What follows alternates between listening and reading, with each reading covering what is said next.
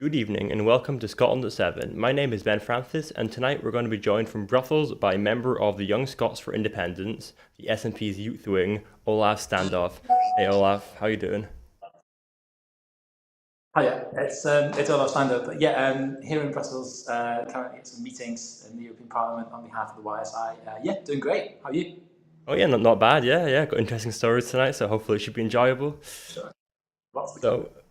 So for the Ukraine update, Ukraine's parliament passed a controversial bill on Thursday that will change the rules on civilian military mobilization in an effort to address fledgling manpower among its forces.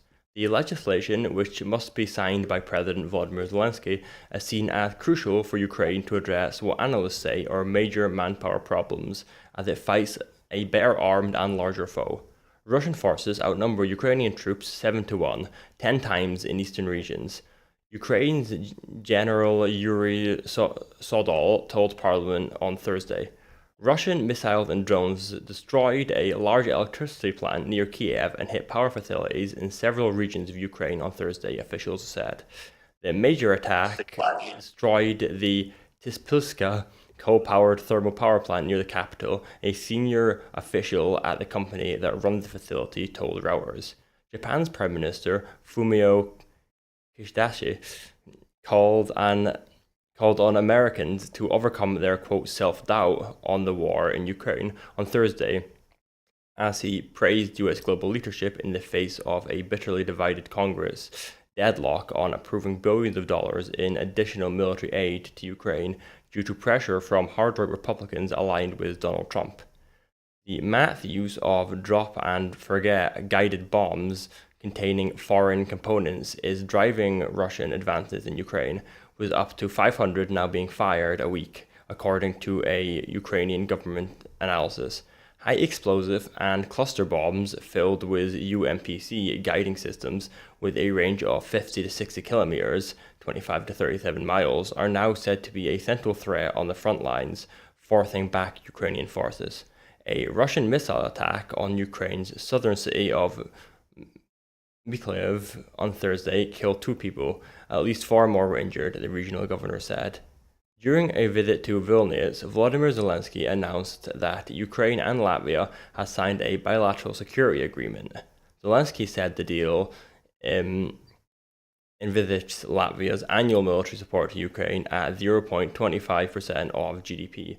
Latvia also made a 10-year commitment to assist Ukraine with cyber defense and unmanned technologies, as well as support for Ukraine's EU and NATO ascension.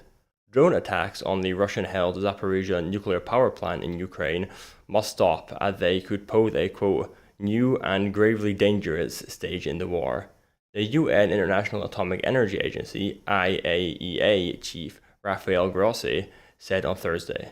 Moscow and Kiev have repeatedly accused each other of targeting the plant since Russia seized it weeks after invading the country. Both countries requested an emergency meeting of the International Atomic Energy Board after an attack on Sunday. Kremlin spokesperson Dmitry Peskov said on Thursday that any negotiations on Ukraine without Russia were meaningless. On Wednesday, the Swiss government said that it will host a 2-day high-level conference in June aimed at achieving peace in Ukraine, although Russia has made clear it will not partake in the initiative. So, Olaf, just to pick up on the last update, do you think that Western governments are serious about bringing about peace in Ukraine? Or do you think conference and events like the one in Switzerland are more symbolic? I think the West wants to think it's serious, and I think the West genuinely wants Ukraine to win, apart from a few isolated examples, perhaps like Viktor Orban in Russia or the newly elected Slovakian president, Peter Pellegrini. Generally, the consensus in the West is that that Ukraine should win and Russia should be defeated. The problem is that it has to be backed up by resources. Of course, we have a lot of nations that are not spending 2% of the budget on NATO, on defense, as per the NATO guideline. And we have the blockage in America where, weapons and key military aid is being blocked by the Republicans in the US. And obviously that's likely to get a lot worse if Donald Trump ends up in the White House in a couple of months' time. So I think, it's challenging because we've seen obviously moves like Macron's suggestions of having troops on the ground, which perhaps is a bit far for many European countries, and I think it might be a step too far at this stage.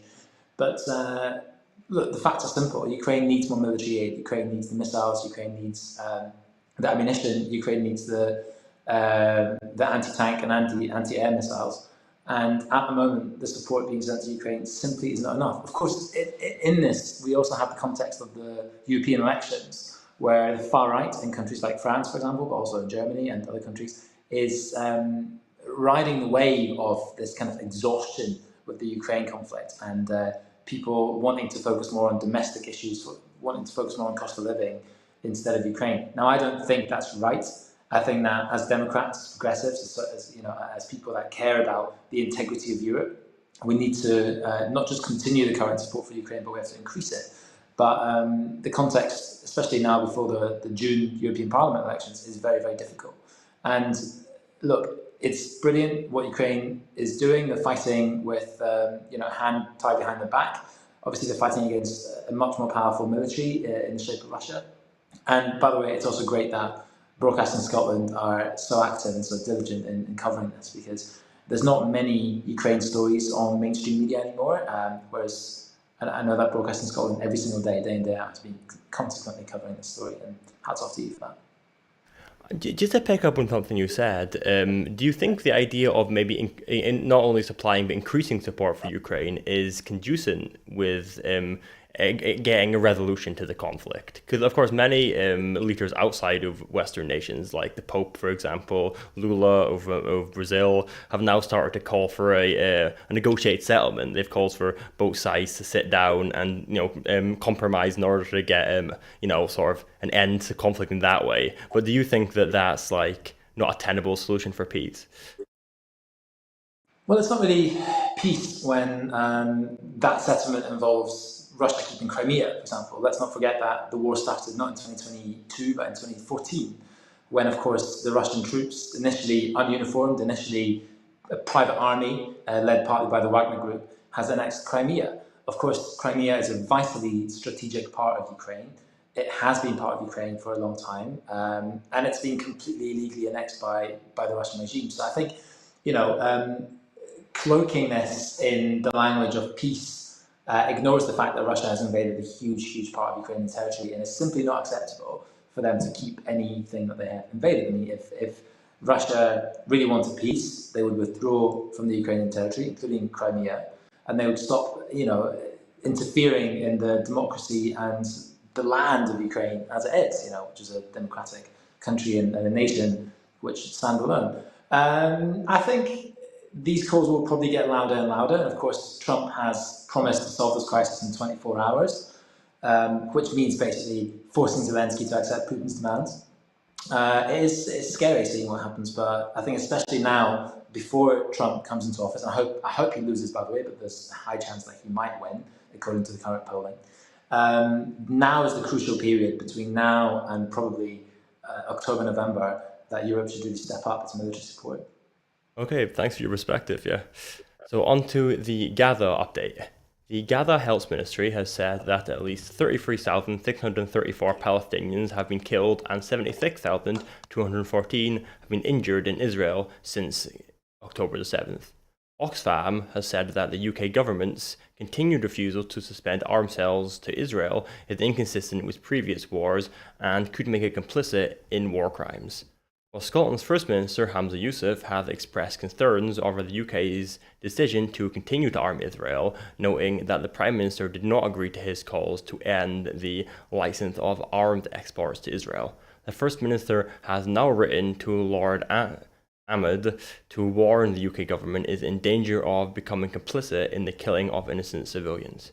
John Kirby, the White House National Security spokesperson, has told reporters that the prospect of an Iranian attack on Israel is, quote, still a viable threat after concerted efforts by Israel and the US to deter it. He confirmed that the head of US Central Command, General Irk Kurilla, is in Israel talking with Israeli defense officials about how Israel can be best persuaded. It is also likely Kurilla is there to influence and moderate any Israeli response. The Biden administration is very concerned about the possibility of out-of-control escalation. UNICEF spokesperson Tess Ingram said she was on an aid mission on Tuesday when the UN-marked armored Toyota Land Cruiser she was in was shot at. The shooting showed issues surrounding aid coordination have not been resolved since 7 humanitarian workers were killed in Gaza by Israeli drone strikes from the world's central kitchen. The Polish government has today called the killing of a Polish aid worker by Israeli airstrikes in Gaza quote-unquote murder, and said the case should be brought before an independent court in Israel. In an address to Parliament, Tiofi Brataweski, sorry for that pronunciation, not very good, Poland's deputy foreign minister, said the killing of Polish volunteer Damian Sobol, 35, and 6 other workers of the World Central Kitchen charity was shocking and disturbing, and he said that Poland expects Israel's full cooperation in the murder investigation opened by Polish prosecutors. Israeli forces have shot dead 2 Palestinians, including a member of the armed wing of Hamas, near Tubas in the occupied West Bank, following a raid on the town earlier in the morning. The Israeli military said. It said Mohammed Omar Daragmen, who it describes as the head of Hamas infrastructure in the Tubas area of the Jordan Valley, was killed during an exchange of fire with security forces. It said a number of weapons and military-style equipment, including automatic rifles, were found in his vehicle. The official Palestinian news agency Wafa said another man was killed by Israeli forces conducting a raid in the Al-Farah refugee camp in Tubas. Hamas said it mourned the man's death, but did not claim he was a member of the organization. The first trucks carrying food aid have entered Gaza through the newly opened northern crossing point on Thursday. The military has said, as Israel stepped up supplies following mounting pressure to ease the humanitarian crisis in its enclave. It said the trucks were inspected at the Kerem Shalom crossing point on the border with Egypt before moving north to cross. OCHA say assessment by UN team and Khan Yunis has found widespread destruction and unexploded 1,000-pound bombs. Stefani Dujarric, the spokesperson for the UN's Secretary General Antonio Guterres, said that homes, schools, and hospitals were severely damaged, roads reduced to dirt tracks, and civilians were at a grave risk of unexploded ordnance. So, Olaf, given the reports we've just heard, and these reports continue to come in day after day, what do you think of the fact that the UK government and many European governments still supply Israel with lethal arms? Oh, it's quite simple. It's being complicit in crime, in war crime, in fact. I mean, look, it's not contentious that what Israel is doing is collective punishment. The ICJ has ruled that there's a plausible case for genocide. There is mass killing of civilians day in, day out, and it's been more than 6 months of this, right? I mean, to say at this stage that Israel is pursuing self-defense is just nonsensical. I mean, if Israel was pursuing self-defense, they would be targeting Hamas operatives in Qatar. They'd be targeting, laser precise Hamas cells. But I think, bombing refugee camps, you've had that again and again. Striking aid workers. It's just disgraceful. And what's really interesting, I suppose, is that the world really started caring about this when the aid workers have tragically died in that World Central Kitchen attack. Now, a lot of the West has been quite indifferent, especially countries like Germany, like the US, or if not indifferent, at least ignoring the scale of the problem when it was tens of thousands of Palestinian women and children dying. All of a sudden, when it's a few Western people from the World Central Kitchen, it becomes a headline story again. So perhaps there's a bit of a hierarchy of lives as well. But look, going back to this conflict, I think it is so important for the international community to firstly stop sending weapons to Israel and stop profiteering of war crimes that are happening right now. I'm sure that history will not be kind to the UK and to the US for sending those weapons. But we also desperately need to look forward after we get the ceasefire, which we urgently need to get a permanent, lasting ceasefire. We need to talk about a two-state solution. How do we make sure that Hamas is isolated and eliminated from the Gaza Strip, because Hamas is not really a credible partner for peace? How do we empower Palestinian civil society? How do we make sure that there's a genuinely democratic government there to pave the way for that Palestinian independence? Recognize Palestinian statehood, which is really, really essential to move the dial forward. And the international community really has to press against the continued settlement expansion and continued sort of apartheid policies pursued by Netanyahu's government. Yeah, I think that's definitely some really good points there. Yeah. So on to our first story of the night. Sir Keir Starmer commits to Labour renewing Trident. Sir Keir Starmer has said that Labour will aim to raise the UK's defence spending to 2.5% of GDP as soon as resources allow. Starmer said he will make the UK's nuclear deterrent the bedrock of his security plan to keep Britain safe. Today, Starmer became the first Labour leader in 30 years to visit Barrow in Furness, Cumbria, where nuclear submarines are being built. He was joined by the Australian High Commissioner to the UK, Stephen Smith, and the Shadow Defence Secretary, John Healey. The Labour government said that his Labour government would use defence procurement to strengthen UK security and economic growth. He also affirmed Labour's commitment to AUKUS Security Pact. Starmer spoke to workers, union members, and apprentices at the Barrow shipyard, where nuclear submarines are built. Sir Keir Starmer's rhetoric will create another dividing line between his manifesto and that of his predecessor, Jeremy Corbyn, and some members of the Labour Party in Scotland. Support for the nuclear deterrent is official Labour policy, but the last time the issue was voted on at a conference in Scotland, the Scottish Labour Party voted for nuclear disarmament. The SNP has accused Sir Keir Starmer of hypocrisy over his commitment to investing billions of pounds into nuclear weapons, after claiming there is no money to improve the NHS, help households with cost of living crisis, or invest in our green energy future. Martin Docherty-Shoes MP, the SNP's defence spokesperson, has warned that, quote, with both Rishi Sunak and Sir Keir Starmer focused on the wrong priorities, it is only the SNP standing up for Scotland's interests and Scotland's value.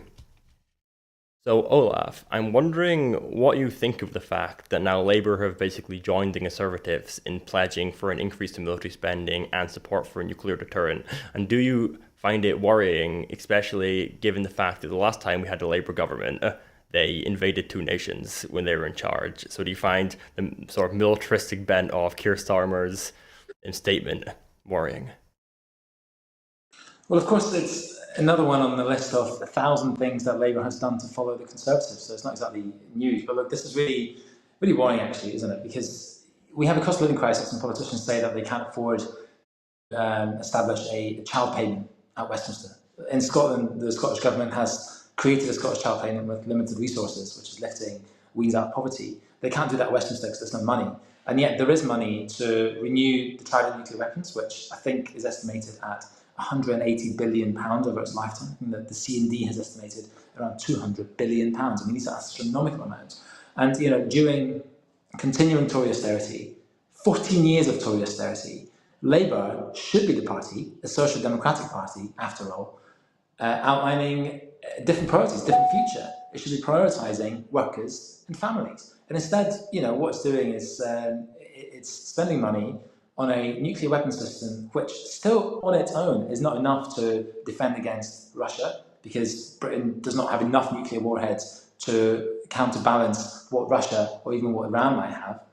Britain is very much part of NATO, a nuclear alliance. We rely partly on US nuclear weapons, but Britain is also a signatory to the Treaty on Non-Proliferation of Nuclear Weapons. And I think investing in more nuclear weapons and sort of waving the sword and making the point that we're going to spend billions of public money on this, money that could be, you know, much better spent on things like healthcare, education, building a better future for our kids, or even investing in traditional, conventional armed forces, you know, or investing in tackling cyber warfare, something that is much more efficient and much more needed in the 21st century. I think it's just absurd priorities. And do you know what? I think partly, and call me cynical if you want, but partly Labour is doing that yet again to show that, look, we're not like Jeremy Corbyn. We are different. We've changed the party. You often hear about Keir Starmer talking about Labour plans, and the first thing they always say is we've changed the party instead of talking about how they're going to change the country. It seems like that is their biggest priority. And yeah, I mean, I'm glad that the SNP, my party, is very proudly against Trident, because Trident is morally, economically, and strategically wrong, and there is absolutely no case in 2024 for more nuclear weapons. Yeah, that's a good point. It does seem very out of place that Keir Starmer, one of the only things he will commit money for is nuclear weapons. And as you say, he won't Yeah. commit it for nearly anything else, which doesn't seem to be important to the Labour Party now. But on to our next story, also about the Labour Party. Police investigating Angela Rayner over a residency declaration. Greater Manchester Police have reopened an investigation over claims Angela Rayner may have broken electoral law by giving false information about where she was living before she became a MP. Labour says it is confident Rayner has complied with the rules, and she, quote, welcomes the change to settle the facts with to settle the facts with the police. James Daly, a deputy chair of the Conservative Party and MP for Bury North, told police Rayner may have made a false declaration on the electoral register about where she was living. She has also faced questions about whether she paid the right amount of capital gain tax on the 2015 sale of her ex-council house. Rayner bought her council house on Vicarage Road, Stockport, in January 2007 for £79,000. She was registered on the electoral roll there from 2007 until 2015, was not registered to vote elsewhere, and did not rent out the property, and had insisted that this house was her, quote, principal property. Rayner's then partner, Mark Rayner, already owned a home at Lowlands Lane about a mile away from her property, and they decided to keep their separate properties. In March 2015, Rayner sold her home for £127,000, making a profit of £48,000. At this point, she was registered at this address on the electoral roll until her husband sold the home in 2016. Greater Manchester Police previously said it would not investigate the allegations, but launched the investigation after reassessing information provided by Daly. A GMP spokeswoman said, quote, "We're investigating whether any offences have been committed. This follows a reassessment of the information provided to us by Mr. Daly." So, Olaf, what do you make of this story, and do you think it had any chance of changing Labour's prospects for the next election? Well, firstly, with all due respect to Broadcasting Scotland, I think it's a bit of a non-story, actually, and no, it's not going to change anything in the election. Look, I think it's important that Angela Rayner is accountable for any irregularities in her tax affairs. It is obviously important that she's not held above the law. She's obviously had to overcome huge difficulties and barriers to become an MP as a working class woman, as a young single mother. But of course, she needs to be held accountable, and I think we need to let the due process happen. And I think commenting too much on this process before the investigation is done is not helpful. But this is also looking a bit like a sort of ugly form of class shaming. I mean, let's just put this in balance a wee bit, right? Angela Rayner has never advocated eating people. Okay. Now, a Reform UK candidate was suspended just the other week, or I think this week, for comments about cannibalism. There was another Reform UK candidate suspended for advocating for the right to wear a colander on their head and liking Tommy Robinson's tweets. There was a Labour candidate suspended just 2 days ago in Kirkcaldy for calling on abolishing Hollywood. And of course, two prime ministers, Boris Johnson and Rishi Sunak, fined for illegally partying during the pandemic. So I think, there's lots of political scandals that we got used to in Westminster. I think this one might just be a bit of a storm in a teacup. Let's just put it into context. Even if there was wrongdoing in the financial, declarations, the amount we're talking about is it £2,000 or something like that? It's not a lot. Was it 300? Yeah, it's not a lot, and yeah, 1,500. exactly under 2,000, so £1,500, and I think it's important that the process ran its course, but this just looks like a desperate Tory story because they have nothing else. They have nothing else positive to offer. They're instead focusing on, you know, class shaming and the relationship between Angela Rayner and Keir Starmer. I think there are much bigger things that the Tories could criticise Labour on, not least the litany of U-turns. But I think this one is just a weak story. Yeah, no, that sounds right. It is clearly very politicized. I'm sure every politician you could find something on them. So for the next story, UK GDP revised up from 0.2% to 0.3%. Official UK figures have shown that the UK economy grew in February despite a washout month for construction and retail after one of the wettest starts to a year on record. The Office for National Statistics said gross domestic product, GDP, rose by 0.1% in February, matching city economists' forecasts, and extending a recovery after growth in January was revised up from 0.2% to 0.3%. Liz McCowan, an ONS Director of Economics and Statistics, said, quote, "The economy grew slightly in February with widespread growth across manufacturing, particularly in the car sector. Services also grew a little, with public transport and haulage and telecoms having strong months. Partially offsetting this were notable falls across construction as the wet weather hampered many building projects. The UK met the technical definition of recession after contracting in the third and fourth quarters of last year.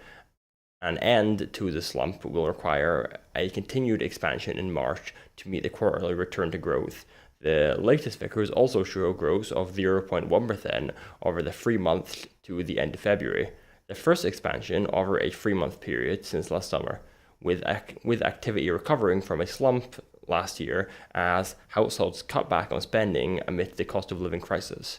Growth in February was driven by manufacturing in particular, with a sharp recovery in car production where output was up 17.8% compared with the same month a year earlier. However, construction output collapsed by nearly 2% on the month as heavy rainfall forced cranes to sit idle on building sites. The UK's dominant service sector, which makes up about 4/5 of the economy, also struggled for growth momentum with an expansion of only 0.1% on the month amid weaker activity in retail and wholesale distribution.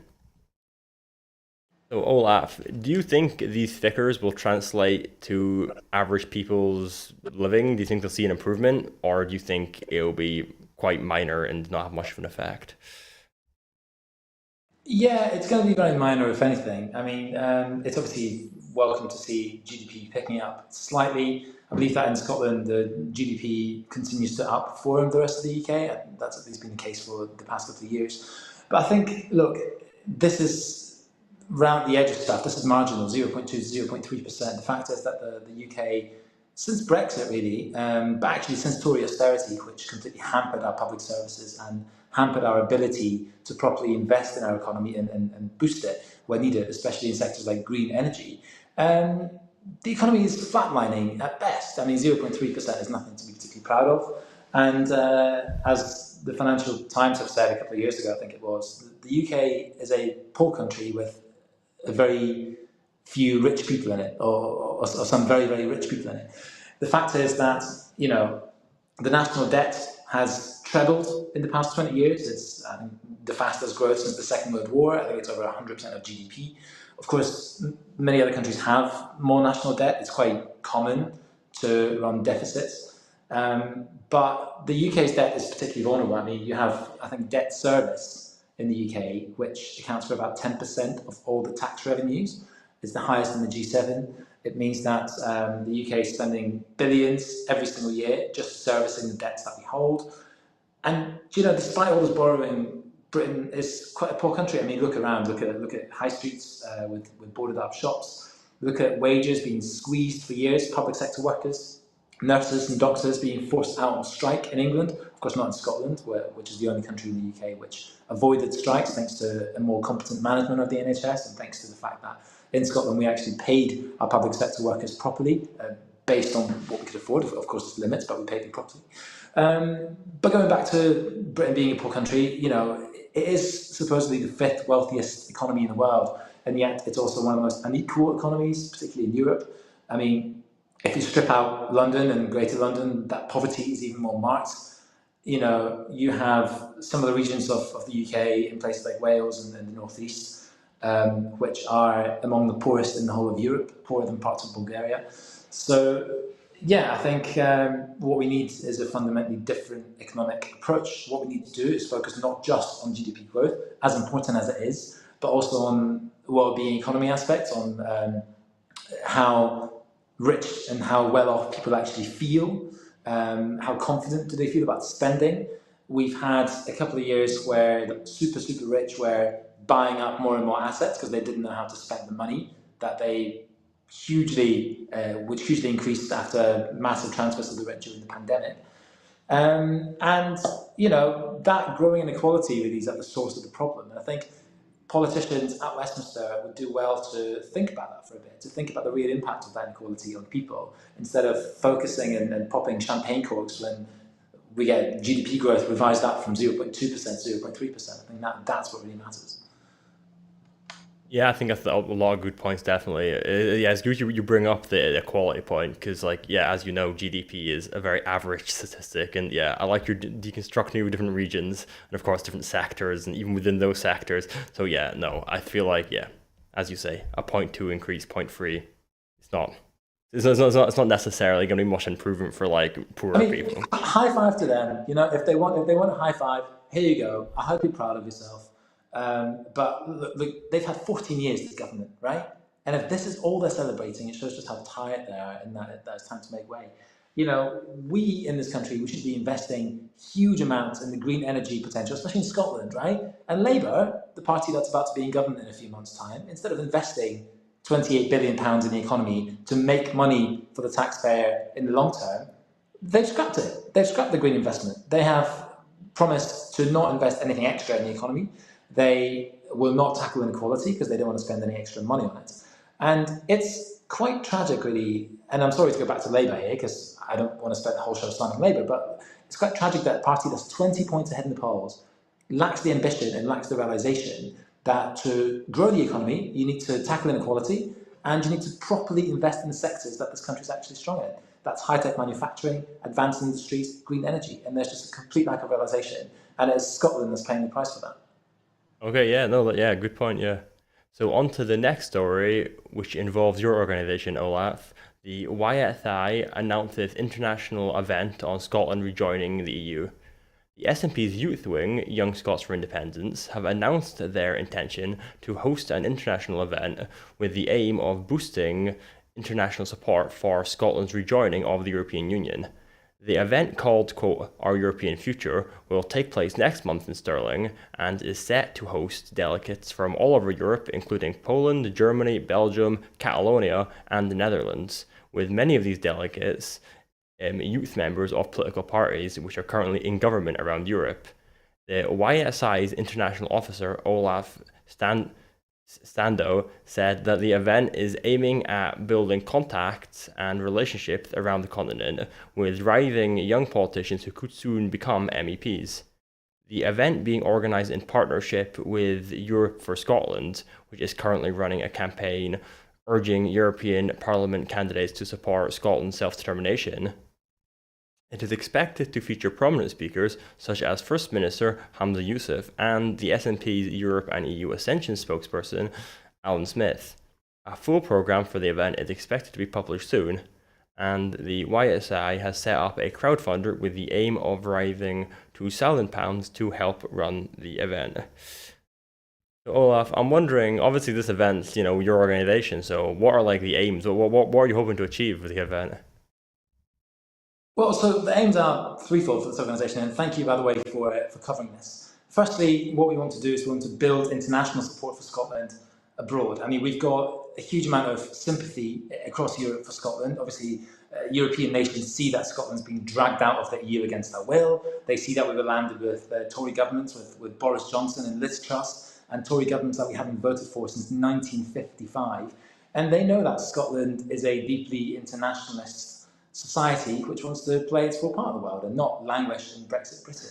And this event is aiming to build connections with the youth leaders, with young people that, as you said, will be hopefully MPs and MEPs in a couple of years' time, and to essentially make them into ambassadors for Scotland abroad, so that when they go back to their countries, back to their party conferences, they can lodge motions on Scottish independence. They can talk to their senior colleagues as well about why this really matters. And yeah, I think there's also a big opportunity for Scotland in there, because Scotland can gather so much expertise from many countries like Germany, like Denmark, like Belgium, like Wales, countries that have interesting ideas that they're implementing right now. And we in Scotland, as a international society, we in the SNP and the YSI, as an internationalist party, we want to learn, and we want to teach them about what we're doing well, and what they can bring from Scotland to their countries. But we also want to learn from them. And I think this event is really, really exciting.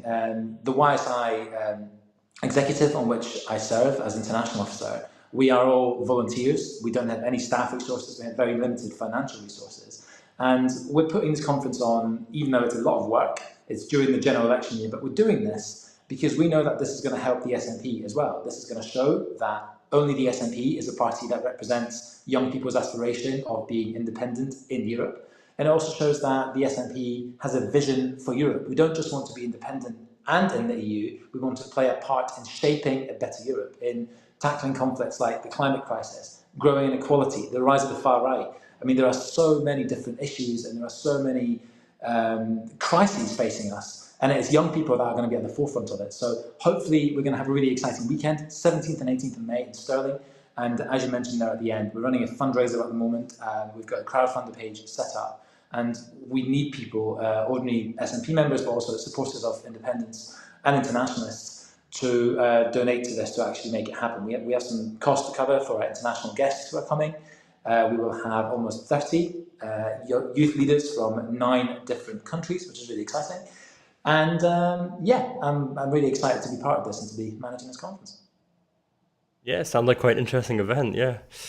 Well, to the next story, UK government in talks with charter airline over Rwanda deportation flights. Rishi Sunak's government has discussed the possibility of using a UK-based airline to deport asylum seekers to Rwanda, industry sources have confirmed. Air Tanker, a chartered airline with Ministry of Defence and RAF contracts, is understood to have been involved in talks about flying people 4,000 miles to Kigali. The disclosure comes as Number 10 prepares for the latest Rwanda bill to return to Parliament on Monday in its attempts to deter asylum seekers from travelling across the Channel in small boats. Asylum seekers facing deportation, many of whom are from Iran, Iraq, and Syria, are poised to launch legal action against the law. On Sunday, it will be exactly 2 years since Boris Johnson first announced that the government would send an uncapped number of asylum seekers to the East African country within a few weeks. So far, none have been sent. The policy has been estimated to cost more than £500 million, and the Supreme Court ruled against the policy last year. The Safety of Rwanda Asylum Seekers and Immigration Bill will be back in the Commons on Monday, as the government seeks to overturn changes made in the Lords. Lawyers representing asylum seekers who have previously faced possible removal to Rwanda are reported to be considering launching legal action if the legislation is passed. So, Olaf, what do you make of this policy, and do you think it will end up eventually becoming law in the UK? Well, it will, because the Tories have a majority in the House of Commons, and there's not enough brave Tory MPs that are willing to stand up against this moral outrage and a breach of international law. I mean, look, let's not forget the Supreme Court judgment, which obviously the Tories want to brush away. It was only a couple of months ago that the Supreme Court said that Rwanda is not a safe country. Now, we have this bizarre parliamentary system where somehow, by the whim of Parliament, they can decide that, no, it actually is a safe country, even though a lot of human rights-based evidence and the UN and lots of other organizations say that Rwanda is not safe. And when Israel tried its own Rwanda scheme a couple of years ago, it was found that a lot of people that were sent to Rwanda were actually sent back to their home countries and faced persecution for being LGBT, being women, being political dissidents, etc. So, firstly, Rwanda is not safe.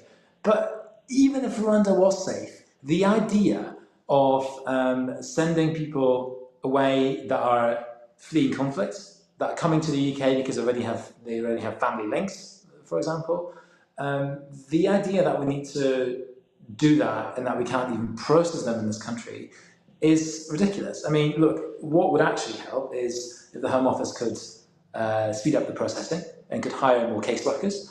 And most importantly, what could help is safe and legal routes. I mean, if you're coming from Sudan or if you're coming from Eritrea, countries which are at war, war-torn, facing famine, hunger, and extreme poverty, to which, by the way, the West has partly contributed, there is no way to come to the UK apart from small boat. There simply isn't. So it is gaslighting at its absolute worst. And do you know what? There's also this. There's also the cost, right? Labour at the moment is criticising Rwanda only because of the cost. They say it's not efficient enough, it's not deporting enough people, and it's too expensive. That's a ridiculous argument to make. We should be making a moral argument as well as an economic argument. But going back to the economic argument, you know, sending 300 people to Rwanda will literally cost 1.8 million pounds each. Let's just, because this is honestly insane. 1.8 million, according to the government's own watchdog, the National Audit Office. I mean, 1.8 million is a lot more than an average MP would earn in the course of 30 years or so of being in Parliament, I think, if I'm not calculating it wrongly. It's definitely more than any average worker would earn in their lifetime. We're talking 1.8 million per person to be sent to Rwanda just for the sake of a cheap headline and for the sake of a government wanting to, again, applaud itself and get kudos from the nation and from the right-wing press for deporting a few hundred vulnerable asylum seekers. That is, I mean, this country has truly gone nuts on it. And the fact that Labour is not criticising the idea of Rwanda itself rather than just the implementation of it says a lot about where Keir Starmer is. By the way, again, I know I'm not completely impartial on this because I'm in the SNP, but big kudos to the SNP and to Stephen Flynn and Alison Thewlis and the rest of the team for actually standing up against this and consistently making a moral case that sending vulnerable people to Rwanda is an international embarrassment and it must stop. Yeah, thank you for that. So to our next story. Polish MPs vote to move forward with legislation to lift near total abortion ban in the country. In Poland today, politicians have voted to move forward with draft legislation aimed at lifting the country's near total ban on abortion, in what campaigners described as a crucial first step towards loosening some of Europe's most restrictive abortion laws. MPs in Poland's lower house of parliament voted to send 4 bills on abortion for further study by parliamentary committee, including 2 that propose legalizing abortion until the 12th week of pregnancy. The long-awaited vote followed a 6-hour debate on Thursday, during which the deep divisions over abortion access in Donald Tusk's ruling coalition were laid bare. Today, reaction to the vote was swift. Quote, "This is a historic moment," said Kamila Ferenczak of the Federation of Women and Family Planning. Quote, "For the first time since 1996, projects liberalizing and decriminalizing abortion have been sent to a second reading in the parliamentary committee. Her organization had long worked towards the outcome, meeting MPs, educating them, and speaking out about the need to change the law," she said. But Friday's vote was just the beginning of what was likely to be a long legislative journey, she added. Quote, "We have a lot of work to do in the future." Amnesty International described the vote as a, quote, "significant step towards ending Poland's cruel and draconian restrictions on abortion." Poland, which has historically had some of the EU's strictest abortion laws, further curtailed women's rights under the previous right-wing populist government, and a 2020 constitutional ruling that barred abortion in the case of fetal abnormalities. In the lead-up to the country's vote, members of the country's coalition government, which includes Tusk's centrist Civic Coalition, the Left, and the more conservative Third Way, agreed on the necessity of revising the 2020 ruling. So, Olaf, I'm wondering what you think the likelihood is of this legislation becoming law, because obviously it seems now the parliament is supportive of it, but the presidency is still held by the Law and Justice Party. So do you think they will manage to get through him? Yeah, it's an interesting question, and it's very difficult to predict because, look, traditionally, I was born in Poland, by the way. I'm Polish, so Yeah, I got it's told, quite yeah. close as well. Look, it's a difficult system. I mean, it's a better system there than what they've got here because they've actually got checks and balances, and you have genuine power with the elected president, not an unelected head of state like we have, and no nonsense like the House of Lords. But by the way, back to the abortion issue. I think there is going to be challenges because the only thing that the PIS party, the opposition party, has is these culture war issues. They are losing the argument on the economy. They are sliding in the polls. They just had a better than expected, but a pretty poor election result in the local elections. That was last week in Poland. So I think they're going to be desperate to hold on to the presidency when the presidential elections happen next year, and they'll be desperate to win the European elections.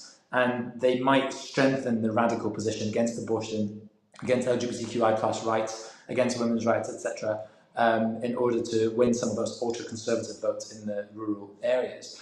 But look, this is really historic, isn't it? And it's brilliant to see that only a few months in to the new Polish government, they are healing some of the scars that Poland has had after this far right wing government led by PiS. I mean, the abortion law that was introduced in 2020 by the former right wing government and by a PiS backed court uh, is probably one of the strictest in Europe, right? It only allows for abortion in very, very limited circumstances. Actually, even if a woman was raped or if there were very sort of severe abnormalities in the fetus, abortion isn't permitted in the current law. And I think the punishment for having abortion can vary, but even helping somebody get an abortion can carry a prison sentence in Poland. So that's absolutely absurd. I'm very, very glad that's being overturned. And this is partly down to the courage of women who were out on the streets in Poland protesting in the women's marches throughout 2021, 2022. This was a big, big fight on their hands. And it's great to finally see a government that's restoring a bit of sanity. But I think that the fact that so many women were denied abortions and denied control over their body for so many years is shameful and it has to be reflected on. Well, thank you for that. On to the next story. Belgium investigates alleged Russian payments to MEPs. Belgium Prime Minister Alexander De Croo has said prosecutors in Belgium have opened an investigation into alleged payments by Russia to members of the European Parliament following an intelligence operation in Brussels. Mr. De Croo said Moscow's objective was to weaken support for Ukraine in Europe. In his announcement, Mr. De Croo said that Belgian intelligence services have confirmed that the existence of pro-Russian interference networks with activities in several European countries and also in Belgium. According to Belgian intelligence, the objectives of Moscow are very clear. Their objective is to help elect more pro-Russian candidates in the European Parliament and to reinforce a certain pro-Russian narrative in that institution. The investigation highlights concerns that the Kremlin will attempt to interfere with the EU elections in June and comes after the discovery by the Czech authorities of a Russian network trying to influence the outcome of the ballot. De Croo said, quote, "The Czech investigation showed that Moscow has approached European members of parliament and has also paid European members of parliament in order to promote a Russian agenda here." A spokesperson for the Federal Prosecutor's Office said that the investigation was opened on Thursday under Article 135 of the Belgian Penal Code. De Croo said he could not name names because this remained confidential and classified, but he said that upon receipt of the intelligence, he was in contact with the Czech Prime Minister Peter Fiala after the discovery in March of a Russian disinformation operation there aimed at influencing the outcome of the European elections. The network operated the Voice of Europe media site registered in Prague, which has now been closed down by Czech authorities. The same week, the Polish security agency ABC carried out searches which resulted in the discovery of $48,500 and $36,000 in two separate raids. A Polish citizen was accused and charged with alleged bribery of European parliamentarians to build a Russian zone of influence in Europe. The crew said he would be discussing the matter with EU leaders at a summit in Brussels next week. So, Olaf, how big of an issue do you think Russian interference is in Western countries? Do you think it's a substantial issue when it comes to subversion of democracy, or do you think it's partially driven by anti-Russian sentiments within these countries and is more akin to, for example, what we saw on the Red Scare? What was your take on Russian interference? Yeah, no, thanks for that. I think it's genuinely a big problem. I mean, we live in a world where cyber attacks are increasingly more mainstream. That's the way that you conduct warfare as well. It doesn't have to involve arms, but it can involve tweets and deepfakes. And I think, ahead of these EU elections in June, but also ahead of the American presidential elections in November, we should really brace for more Russian meddling. I think, you have that from Europol, you have that from all these different relevant agencies saying that we need to be ready to counter the uptick in Russian intelligence targeting Europe. And I think, they do that in a much more subtle way.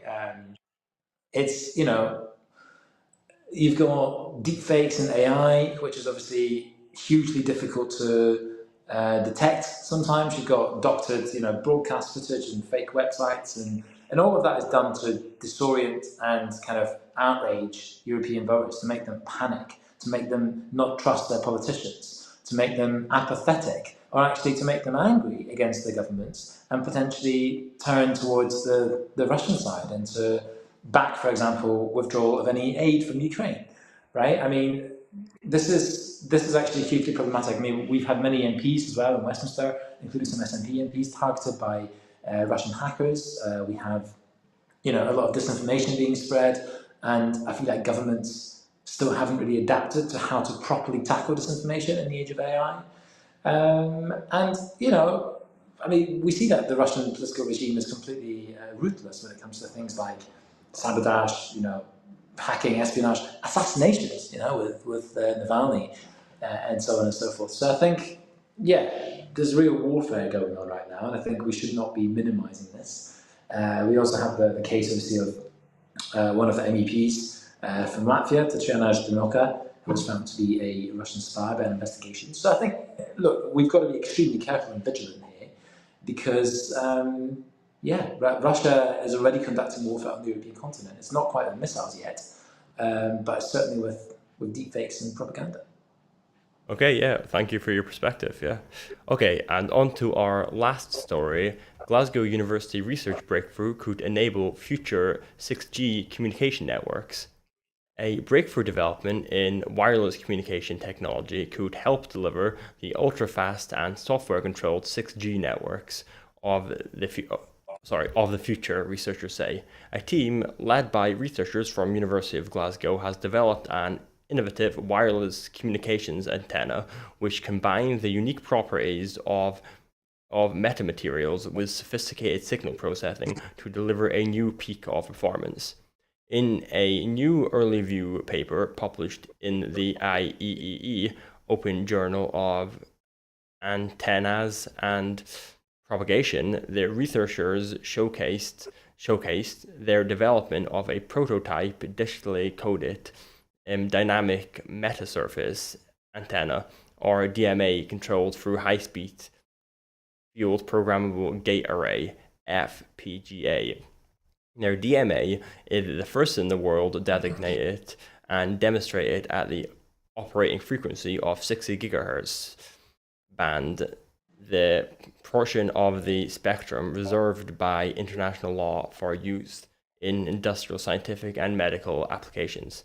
The antenna's ability to operate in higher wave band could enable it to become a key piece of hardware in the still developing field of advanced beamforming metasurface antennas. It could help future 6G networks deliver ultra-fast data transfer with high reliability, ensuring high quality service and seamless connectivity, and enable new applications in communication, sensing and imagining. The improved speed of data transfer could even help create holographic imagery, allowing convincing 3D models of people and objects to be projected anywhere in the world in real time. Professor Kwame H. Abasi, co-director of the University of Glasgow's Communications, Sensing and Imaging Hub, is one of the paper's lead authors. He said, quote, "This meticulously designed prototype is a very exciting development in the field of next-generation adaptive antennas, which leaps beyond previous cutting-edge developments in reconfiguring programmable antennas." So, Olaf, what do you think of that development? Are you excited for 6G? Listen, I'm excited for 4G to reach where I live, which is Burnt Island in Fife. So I think I'm not going to hold my breath. And 6G is the first time I've heard of it today. So it's great to see Broadcasting Scotland breaking the latest technology news. And I have to confess to you as well that I'm not a keen reader of the Journal of Antennas, or whatever it's called, IEEE. So I'm not very much across the story, and I don't have much to say. All I can say is that look, it's great that we have this in Scotland. So there's lots of groundbreaking research and industry happening in Scotland. Let's not forget that Scotland produces more satellites than any other nation apart from California. We have some groundbreaking medical biotech research as well. We have a spaceport being built in Shetland. All of that really demonstrates that Scotland, if it was independent, and I have to get it in there because I'm a proud independent supporter, could do so much of this and so much of this groundbreaking research. And if we can do so much with devolution, think about how much more we could do with independence. So yeah, it's great. I want 6G. I first want to get 4G and 5G. By the way, apologies for my late start on this program. I'm currently in Brussels with the IFA delegation ahead of the European Parliament elections, meeting with our candidates for the European Parliament elections. Obviously not Scottish because we've had Brexit, but from across Europe. And I also just wanted to give a big shout out to the European Free Alliance party. They are running a great slate of candidates all across the EU, really standing for self-determination, standing for decentralisation, for Europe, for all peoples. And it's fantastic to be here at a bureau meeting in the wonderful IFA offices in Brussels. And best of luck to Myris Rosberg as the Spitzenkandidat for IFA, and the best of luck for all of IFA candidates in Europe. We need them very badly. Yeah, that sounds really interesting. So yeah, thanks Olaf for being here tonight. And that's all we've got time for this evening. Before I go, I just want to remind you that at Broadcasting Scotland, we depend on the generosity of our supporters. Our programmes will always be free to view. However, if you can afford £5 a month, please consider becoming a Broadcasting Scotland supporter. To everyone who has donated and to everyone who has signed up to make a regular monthly payment, thank you very much. Our focus must now move to securing the future of independent broadcasting for Scotland by growing our subscriber base and regular funding. Thank you again to our guest, Olaf. Thanks. Goodbye, and thank you for watching.